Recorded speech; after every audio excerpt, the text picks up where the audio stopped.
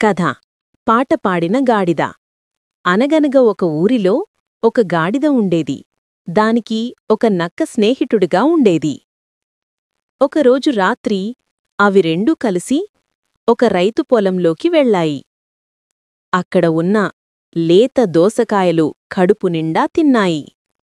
గాడిదకి కడుపు నిండిపోయాక దానికి చాలా ఆనందం వేసింది. గాడిద నక్కతో ఇలా అంది, మిత్రమా, ఈ వెన్నెల రాత్రి ఎంత బాగుందో చూడు. నా మనసు ఆనందంతో నిండిపోయింది. నాకు పాట పాడాలని ఉంది. నేను ఒక రాగం తీస్తాను, విను. అది విని నక్క భయపడిపోయింది. వద్దు మిత్రమా, మనం దొంగతనంగా వచ్చాము. ఇప్పుడు నువ్వు అరిస్తే రైతు నిద్రలేస్తాడు. మనల్ని చితకబాదుతాడు. దయచేసి అరవకు అని బతిమాలింది. కాని గాడిదకి కోపం వచ్చింది. నీకు సంగీతం గురించి ఏం తెలియదు.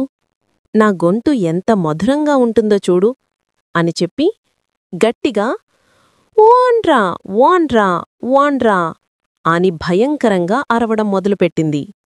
ఆ శబ్దం వినగానే నక్క ప్రమాదాన్ని పసిగట్టి, నీ ఇష్టం, నేను వెళుతున్నాను అని చెప్పి పొలం బయట దాక్కుంది.